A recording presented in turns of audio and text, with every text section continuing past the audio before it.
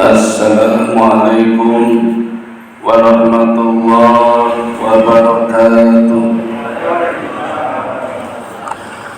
Alhamdulillahilladzi arsala rasulahu bil huda wa dinil haqq liyudhhirahu 'ala dini kulli wa kafa billahi syahida.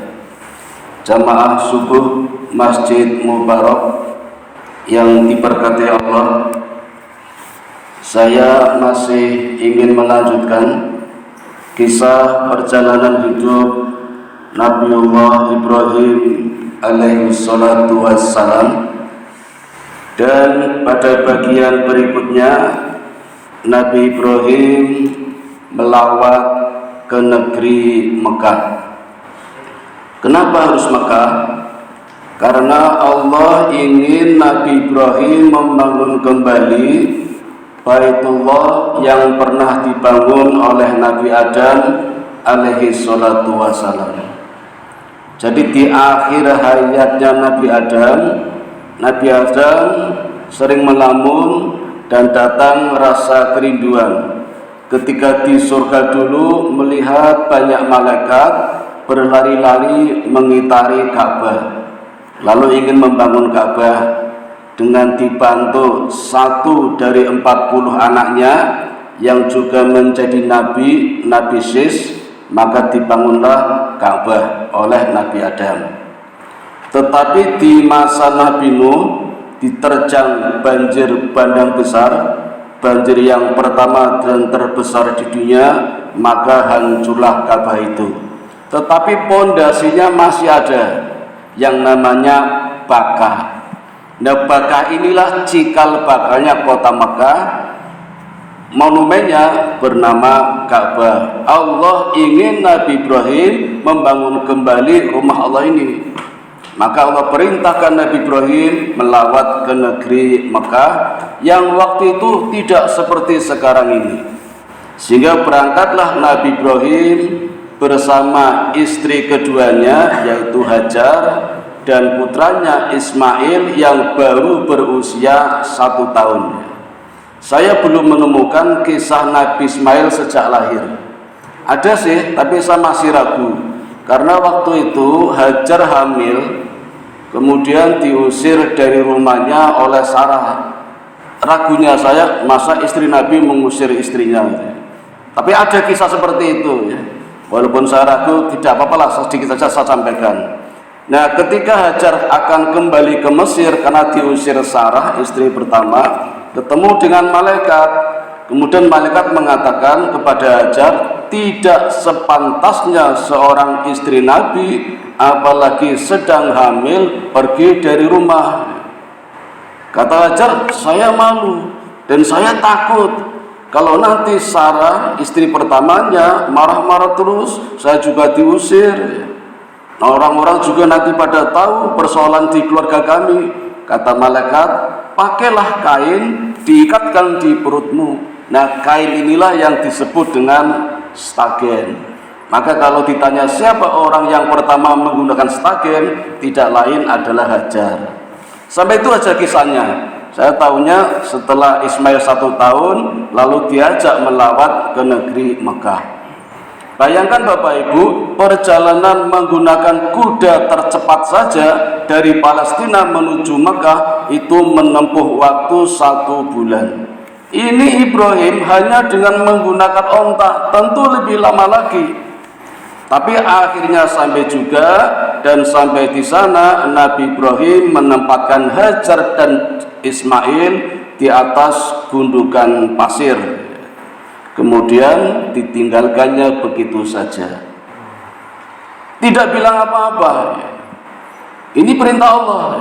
Mungkin kalau meninggalkan pesan, melihat, tentu akan kasihan dan tidak jadi melaksanakan perintah Allah. Saking taatnya Hajar, begitu Ibrahim meninggalkannya, mengikutinya sambil bertanya, ada apa? Kenapa kami ditinggalkan di tempat yang seperti ini? Ibrahim hanya menangis saja. Tidak bicara apa-apa. Mungkin dalam hatinya ini perintah Allah, saya juga tahu. Jadi memang Ibrahim benar-benar menjalankan perintah Allah tanpa bertanya. Beda dengan kita, kalau ada perintah mesti banyak nanya, untuk apa? Untuk apa? Allah mengendaki, lakukan dulu, nanti ada hikmahnya. Kan tidak semuanya harus tanya dulu. Lapar ya makan, kan kita nggak pernah nanya kenapa makan, nggak pernah. Hikmahnya nanti. Kenapa turun 4 rakaat? Kenapa subuh 2 rakaat? Nggak usah nanya dulu, lakukan dulu, nanti hikmahnya akan dapatkan. Itu prinsipnya Nabi Ibrahim. Hajar pun mengikuti terus, tanya terus, kenapa ditempatkan di daerah yang seperti ini? Sampai-sampai akhirnya Hajar mengambil kesimpulan sendiri, kemudian mengatakan, apakah ini perintah Allah? Baru Nabi Ibrahim menganggukkan kepala, tidak menjawab ya dan tidak juga membalikan badan, cukup mengangguk sambil menangis. Dan Hajar memberi kesimpulan, kalau ini memang perintah Allah, pasti Allah tidak akan menyia-nyiakan hambanya yang taat pada perintahnya. Yakin Hajar betul. Nah, setelah Ibrahim memberikan jawaban itu mantap, lalu baru meninggalkan daerah yang tandus itu. Setelah menuju ke jalan pegunungan yang agak tinggi, baru Nabi Ibrahim mengembalikan badan, melihat calon rumah Allah sambil mengangkat kedua tangan dan berdoa.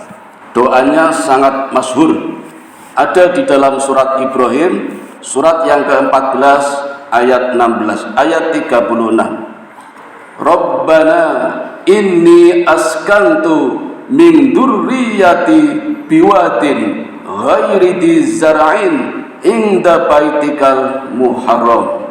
Rabbana faj'al af'idatan minan nasi tahwi ilaihim warzuqhum minats tsamarati la'allahum yashkurun. Ya Tuhan kami, aku tempatkan sebagian generasiku. Seolah-olah Ibrahim yakin betul, ini baru sebagian generasiku, nanti ada generasi yang lain. Ya Allah, datangkan ke sini untuk menemani istriku, menemani anakku di daerah yang tandus. Zi itu kelewat batas, benar-benar zara'in, tidak ada apa-apa. Zar itu zarah, biji-biji sarah, satu biji tanaman pun tidak ada, saking tandusnya. Jangankan tanaman hijau, tanaman kering pun tidak ada, tidak ada serangga binatang pun tidak ada. Ya, kebangetan ya. Jadi kalau kuatin ya terlalu kuat, ini terlalu tandus ini. Tetapi di tanah yang tandus ini, inda baitikal muharram, ada tempat yang dirahmati Allah, dimuliakan Allah. Ya Tuhan kami, jadikanlah tempat ini tempat yang banyak dikunjungi orang untuk menemani keluarga kami. Limpahkan rizki kepada mereka yang datang ke negeri itu, hingga dapat melakukan sholat, menunaikan zakat, mengambil rizki Allah berikan melalui tanaman dan buah-buahan. Niscaya orang-orang yang hadir di sini, orang yang sebagai tanda syukur kepadamu. Ini doanya Nabi Ibrahim. Silakan Bapak Ibu kalau mau diamalkan. Saya pernah mencoba mengamalkan, ternyata betul. Rumah saya banyak dikunjungi orang, pengemis, pengamen, nagih listrik, banyak sekali. Lama-lama kapok, saya nggak berdoa lagi, doanya ganti. Kita tinggalkan Ibrahim dulu. Kalau meneruskan Ibrahim nanti lama ya. Kita kembali ke Hajar, fokus ke Hajar. Setelah ditinggalkan suaminya, Hajar mulai ikhtiar. Karena Ibrahim hanya meninggalkan gembes isi air. Zaman dulu ada film koboi, gembesnya kan kecil itu, sama tempat makanan berisi korma, dan mulai akan habis ini. Ini kalau tidak ikhtiar secara manusiawi ya terkapar di tanah yang terik, kebangetan sekali tandusnya itu. Maka Hajar mulai bangkit, lari ke sana kemari, cari-cari air di mana ada air. Hajar hanya melihat 2 gunung besar, Gunung Asweda dengan Gunung Abu Qobis. Tentu tidak bisa naik karena sangat tingginya. Nah, kebetulan ada 2 bukit. Hajar mulai naik ke satu bukitnya, namanya Bukit Sofa. Dan ketika berada di Bukit Safa, melihat ke belakang ada satu bukit lagi namanya Marwah, dan di Bukit Marwah itulah ada genangan air. Maka Hajar mulai turun dengan jalan kaki. Begitu hendak sampai Marwah, mulai lari-lari kecil. Sampai di Marwah ternyata hanya bayangan saja, tidak ada air. Maka membalikan badan lagi ke Bukit Safa, ternyata ada genangan air. Lalu turun lagi dengan jalan kaki. Ketika hendak naik Safa, lari-lari kecil. Sampai di sana ternyata hanya fata morgana. Dan itu terus dilakukannya sampai 7 kali. Kenapa 7 kali Bapak Ibu? Ini standar. Jadi kalau kita melakukan satu pekerjaan gagal terus baru 3 kali, belum ada apa-apanya. 7 kali cobalah seperti Hajar, pasti Allah memberikan jawaban. Dan apa jawabannya? Setelah sampai di Bukit Marwah pun tidak ada air, Allah memberikan jawaban. Tiba-tiba Hajar mendengarkan seruan. Seruannya di dalam hadis yang diriwayatkan oleh Ibnu Abbas, Rasulullah sallallahu alaihi wasallam mengatakan, "Dzalika sa'yan nasi bainahuma." Yang demikian itulah sa'i yang pertama kali dilakukan oleh manusia di antara Bukit Safa dan Marwah. Hikmahnya sampai sekarang Bapak Ibu, Allah jadikan peristiwa ini sebagai rukun haji yang bernama sa'i. Betapa banyak pahala Hajar. Dari dulu sampai sekarang orang masih melakukan sa'i. Hajar panen pahala walaupun sudah meninggal, karena menjadi satu rukun ibadah haji. Dan sekarang enak Bapak Ibu, kalau mau sa'i tidak seperti dulu ketika Hajar sa'i. Sekarang dibuat lantai 3, basement, lantai 1, lantai 2, ada AC-nya. Pemerintah Arab juga menyediakan zam-zam, boleh diminum sembarangan tempat. Dan kalau berdoa sambil minum zam-zam, Allah pasti mengabulkan doa sesuai dengan permintaannya. Seperti Imam Syafi'i dulu ketika minum zam-zam, dia minta 3 permohonan dan dikabulkan. Permintaan pertama, ya Allah, jadikan panahku ketika memanah tidak pernah meleset. Maka Imam Syafi'i setiap memanah nggak pernah meleset, selalu mengenai sasaran. Karena Imam Syafi'i itu ternyata suka berburu dan ahli memanah. Yang kedua, jadikan aku ulama besar ya Allah. Ternyata betul, Imam Syafi'i jadi ulama besar. Padahal nama aslinya kan bukan Imam Syafi'i. Nama aslinya Muhammad bin Sofyan, jadi Imam Syafi'i. Yang ketiga, masukkan aku ke dalam surga ya Allah. Sudah pasti masuk surga. Ulama besar Imam Syafi'i. Nah, maka Bapak Ibu besok ketika minum air zam-zam, berdoalah. Insya Allah Allah berikan doa, berikan jawaban sesuai dengan doanya. Asal jangan minta jadi Superman, nggak ada itu. Nah Bapak Ibu, mendengar suara ini, Hajar berkata, tampakkanlah dirimu, saya sudah berdiam. Maka tiba-tiba tampak itu. Tapi dari belakang, Hajar melihat seperti makhluk yang dengan sayapnya nyukil-nyukil pasir itu. Ya, ini hadis yang terkuat. Hadis yang paling kuat. Kalau kita kan pernah mendengar kisah air zam-zam muncul karena kakinya Ismail ngejuk-ngejuk muncul. Ini ternyata hadisnya lemah. Kemudian kita juga mendengar berita ontanya itu juga nyakar-nyakar, keluarannya itu juga lemah hadisnya. Ya hadis yang kuat adalah ternyata malaikat Jibril ini dengan satu sayapnya, punya 600 sayap, ini dengan satu sayapnya nyukir-nyukir tanah pasir dan muncullah air. Hajar dengan gembesnya tadi diciduk, begitu diciduk airnya melebar itu. Maka spontan dengan kedua tangannya mengumpulkan pasir untuk membendung itu. Dengan mengatakan zoom, zoom ya. Ini bukan bahasa Arab, ini bahasa Mesir karena Hajar aslinya Mesir. Kumpul ya. Hikmahnya Bapak Ibu, mungkin kalau Hajar tidak membendung dengan pasir ketika itu akan menjadi samudra zam-zam. Bayangkan dari dulu sampai sekarang tidak habis-habisnya zam-zam itu. Pernah pemerintah mencoba menyedot dengan tenaga yang listrik yang sangat kuat, diberi garis, ternyata airnya berkurang ya sebatas garis itu. Setelah dibiarkan dalam hitungan detik kembali lagi seperti semula, tidak pernah sat itu. Ini bukan sumur biasa. Kalau sumur biasa pasti habis airnya. Ini sampai sekarang nggak habis. Wong dulu pernah di zaman Khalifah Abdullah Mubarak membuat bendungan yang sangat besar, dipenuhi dengan air Zam-Zam, itu dibutuhkan ribuan onta untuk mengangkutnya. Kanan kirinya tangki-tangki pakai onta, banyak sekali. Itu untuk fasilitas jamaah haji di zaman Khalifah Abdul Mubarak. Sampai sekarang kalau dibiarkan menjadi samudra itu, maka spontan Hajar mengatakan zoom, dan kalimat itulah menjadi barokah yang sekarang dikenal sebagai air Zam-Zam. Dan inilah jawaban kenapa dulu Sarah ketika menerima hadiah seorang wanita bernama Hajar mengatakan hadal umi al-ma'is samai, inilah wanita ibu dari air langit. Ternyata jawabannya adalah air Zam-Zam. Bapak Ibu, ada peristiwa yang hampir bersamaan dengan peristiwa munculnya air Zam-Zam. Kejadiannya 3 hari sebelumnya. Di negeri Yaman ada bendungan yang sangat besar, namanya Zatun Ma'rif. Kanan kirinya ditanami tanaman-tanaman yang serba hijau dan banyak tumbuh-tumbuhan.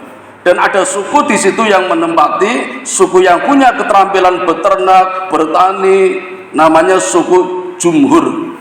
Bukan Jurhum, Jumhur, suku tertua. Dan komunitasnya banyak sekali, populasinya banyak. Tetapi karena ingkar kepada Allah, Allah hancurkan bendungannya sehingga membanjiri tanaman-tanaman dan buah-buahan yang subur, menjadi semak belukar. Hanya tanaman pohon bidara saja yang tidak ada buah tetap banyak durinya.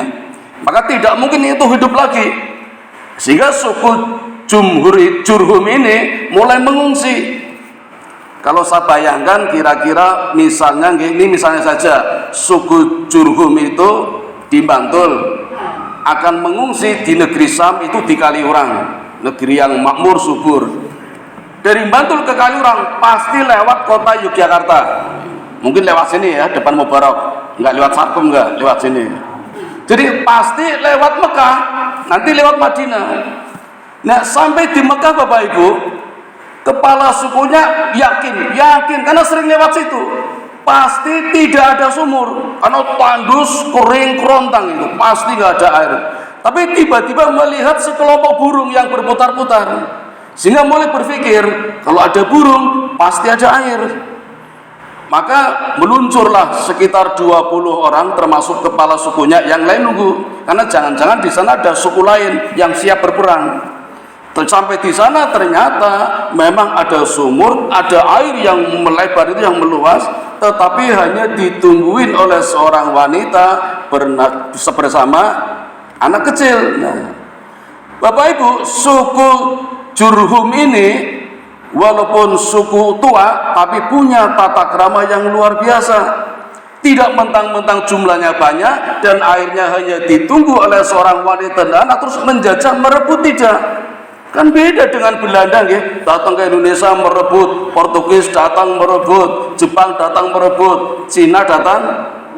Jenengan loh, mboten kula sing ngomong. Ini tata keramanya tinggi sekali. Sampai di daerah Mekah yang banyak airnya, dengan sopan santunnya memohon kepada Hajar, Ibunda yang mulia, izinkan kami mengambil air yang ada di daerah Ibunda. Karena kami kehabisan air di daerah kami, bendungan kami dihancurkan oleh Allah. Nanti sebagai gantinya akan aku beri kuda-kuda kami, onta-onta kami, uang-uang emas perak kami. Tata keramanya bagus. Apa kata Hajar? Silahkan ambil saja. Ambil saja. Tapi hak milik air tetap pada saya, kata Hajar. Jadi punya keberanian juga Hajar. Jangan sampai airnya diambil orang lain. Silakan nikmati saja, tapi hak milik tetap pada kami. Maka senang sekali itu kepala sukunya dan menikmati di situ. Lihat Bapak Ibu, barokahnya Allah ini. Dalam waktu 1 kali 24 jam, Allah langsung membuat satu komunitas. Kemarin siang tandus, gersang, tidak ada kehidupan. Dalam waktu 1 hari Allah jadikan daerah itu daerah yang mendadak banyak orang yang datang dan terbentuklah satu komunitas suku Jurhum dengan Hajar dan Ismail dalam waktu 1x24 jam. Jadi harusnya kita yakin Bapak Ibu, kalau kita betul-betul patuh pada perintah Allah, pasti Allah akan memberikan sesuatu yang menakjubkan. Sehingga sekarang daerah situ, nggak sekarang, dulu ya ceritanya, itu sudah terbentuk satu komunitas yang luar biasa. Dan informasi ini terdengar oleh Nabi Ibrahim setelah 4 tahun. Ibrahim kembali lagi ke Mekah untuk menemui anaknya juga. Itu pun gara-gara Ibrahim ditagih oleh malaikat. Ingat Bapak Ibu kisah yang terdahulu. Ibrahim pernah mengatakan, jangankan menjadi sohibul 300 sapi, 100 onta, 1000 domba, kalau Allah berikan aku anak dan minta disembelih, akan aku sembelih. Ternyata ditagih oleh malaikat, Ibrahim, bayar nadarmu, ingat. Maka kemudian timbul rasa kangen, apalagi dapat informasi tempat yang ditinggali dulu sekarang menjadi subur. Ibrahim segera meluncur ke Mekah dengan menggunakan fasilitas dari Allah bernama buraq. Jadi Bapak Ibu, sebelum Nabi Muhammad menggunakan buraq, Ibrahim sudah pernah menggunakan buraq. Jadi memang ada kesamaan. Di samping kesamaan wajah antara Ibrahim dan Nabi Muhammad, ada kesamaan-kesamaan lain luar biasa. Nah, sampailah di sana dan segera berdialog dengan Ismail, anaknya yang baru berusia 4 tahun Bapak Ibu. Kita lihat Ibrahim figur seorang ayah yang tidak mentang-mentang ayah, diktator kepada anaknya. Ibrahim tidak mengatakan, Ismail tak sembelih ya, tidak. Tetap menawarkan, ya anakku, aku bermimpi, semalam bermimpi untuk menyembelih. Sempat ragu juga, kalau mimpi kok jelas-jelas amat, tapi kalau perintah Allah kok kebangetan sekali, nyembelih anaknya, emang ada yang lain? Apa kata Ismail? Jawabannya cukup mengagetkan. Ya ayahku, kalau memang itu perintah Allah, laksanakanlah. Niscaya engkau, ayahku, akan melihat aku orang yang paling sabar.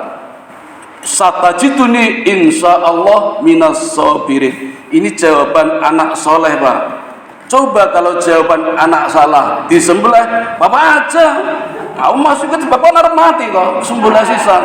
Itu kalau anak salah. Ini anak soleh. Maka mulailah berencana dua orang ini dan pamit sama ibunya ketika ditanya mau kemana, JJS, jalan-jalan siang, karena takut tidak boleh. Ya ada unsur bohong sih, ya. Khawatir ya, ini manusia. Lalu berangkatlah dua orang ini menuju ke bukit namanya Bukit Mina. Ini kok waktunya habis ya? Lanjut sebentar, mau tenang apa gitu? Tanggung biar besok motongnya gampang ini. Melihat akan terjadi peristiwa yang seperti ini, iblis sibuknya bukan main ini. Nah terus mulai menggoda.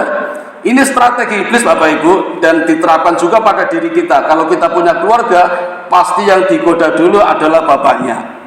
Maka didatangi Ibrahim sama iblis. Ibrahim, kenapa Bapak akan menyembelih putramu? Apa kata Ibrahim? Ini perintah Allah, nggak ada urusan dengan ente. Idhab ya la'ib.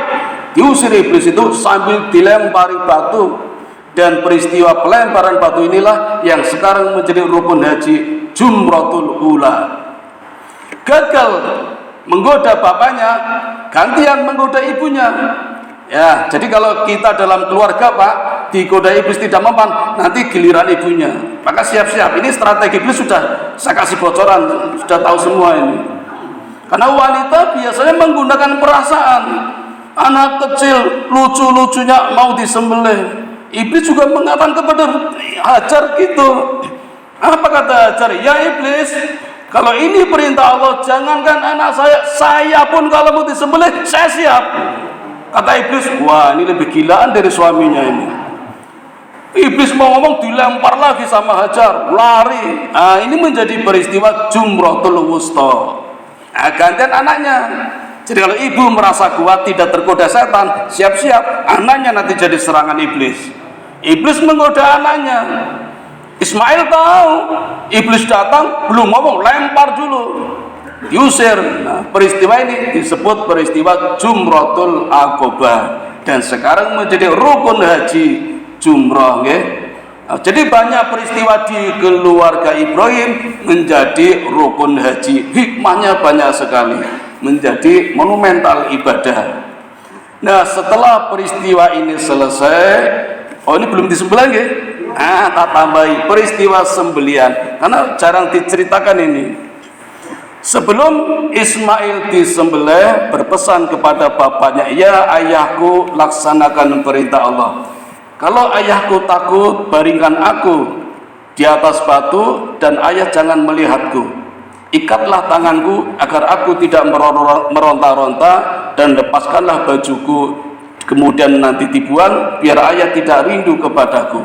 Itu pesan anaknya. Coba bu, cah patang tahun ngomong karo bapak ngaton, mesti bapaknya nggak tegel. Tapi ini perintah Allah. Maka Ibrahim dengan membalikan badan, menyiapkan pedangnya di atas lehernya, mulailah prosesi penyembelihan dengan mengucap Bismillahi Allahu Akbar. Tidak mempan, nggak mempan ini. Ismail nunggu lama. Kok lama ayah? Iya, tidak mempan. Padahal tajamnya bukan main, batu aja bisa tiris. Kata Ismail, mungkin Allah mengira aku tidak sabar ya ayahku. Cobalah ayahku, lepaskan taliku. Dilepas talinya. Lepaskan bajuku, dilepas bajuku. Cobalah ulangi lagi ayah. Terus diulangi. Bismillahi Allahu Akbar. Tidak mempan lagi. Kenapa nggak mempan lagi ya ayah? Tidak tahu ini. Cobalah ayah, mungkin Allah mengira aku tidak ikhlas. Sekarang aku menghadap ayah. Coba bapak ibu, bapaknya kondilo anak di sebelah ini kalau ini ujian berat bapak ibu. Saya nggak mampu ini, apalagi jenengan juga nggak mampu. Ini Ibrahim ini luar biasa ini. Maka dilaksanakan juga perintah ini dengan melihat anaknya sendiri. Yo tegel-tegel ini itu. Tapi tetap nggak kuat. Ya merem itu, akhirnya merem.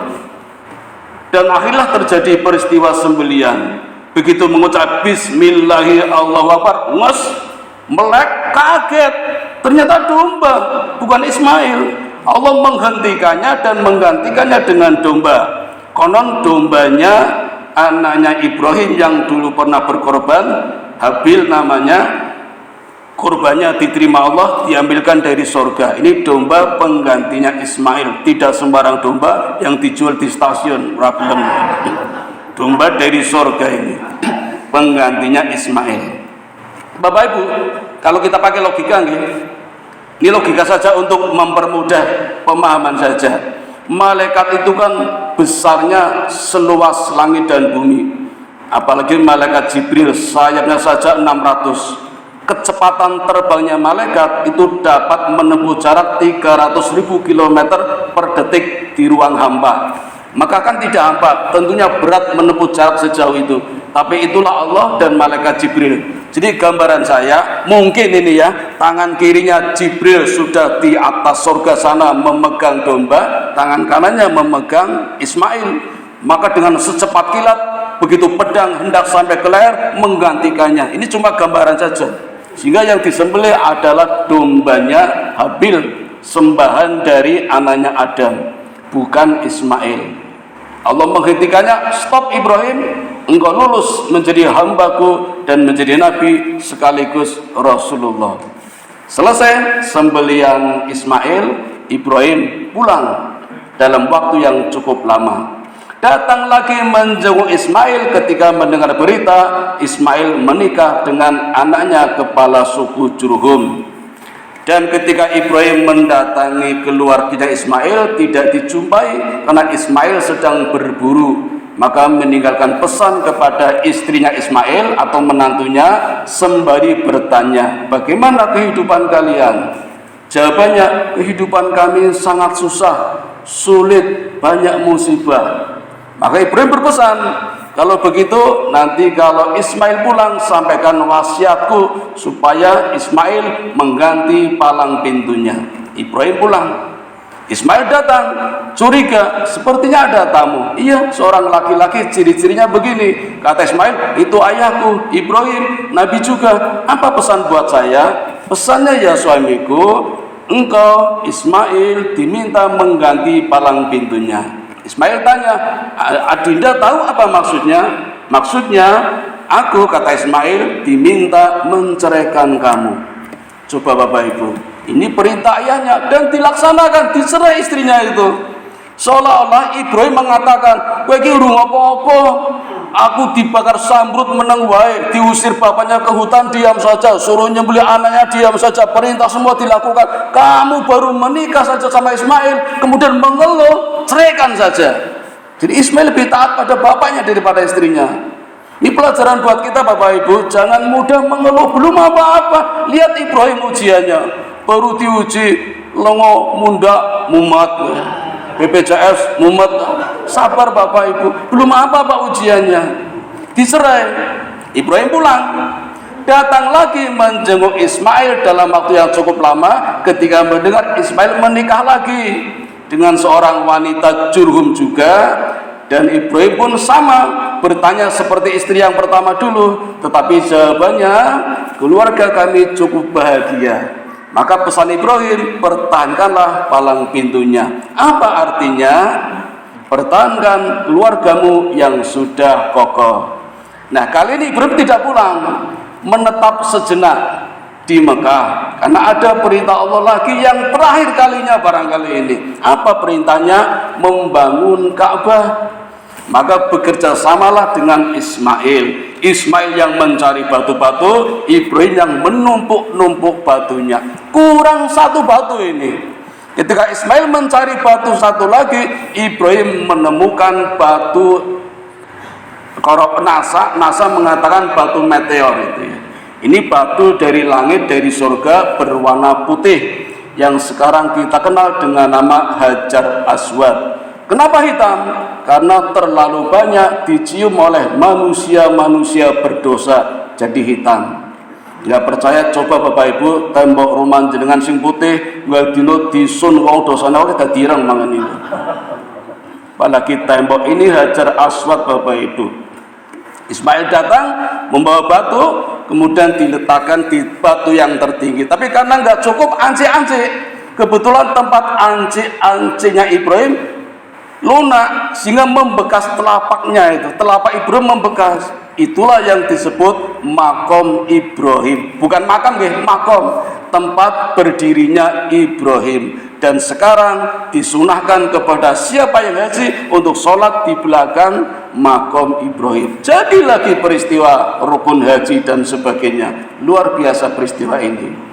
Nah, setelah ini selesai, baru Ibrahim kembali ke Palestina menemui istri yang pertama, Sarah. Saya tutup Bapak Ibu, Ismail kisahnya sampai di sini.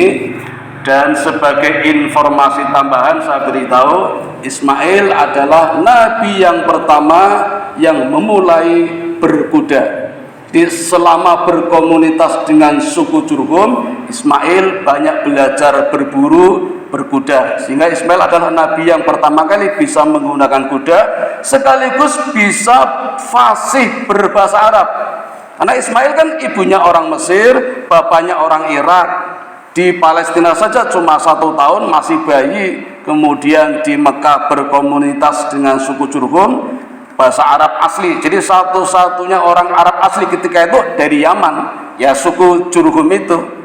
Nah, dari situlah Ibrahim banyak belajar bahasa Arab, sehingga Ismail ketika itu menguasai 4 bahasa, dan yang paling fasih adalah bahasa Arab, Ismail.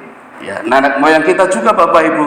Nanti kisah selanjutnya adalah Ibrahim kembali ke Palestina, ada kisah baru ya. Ya, insya Allah besok mau nih Bapak Ibu. Ini udah setengah jam ini.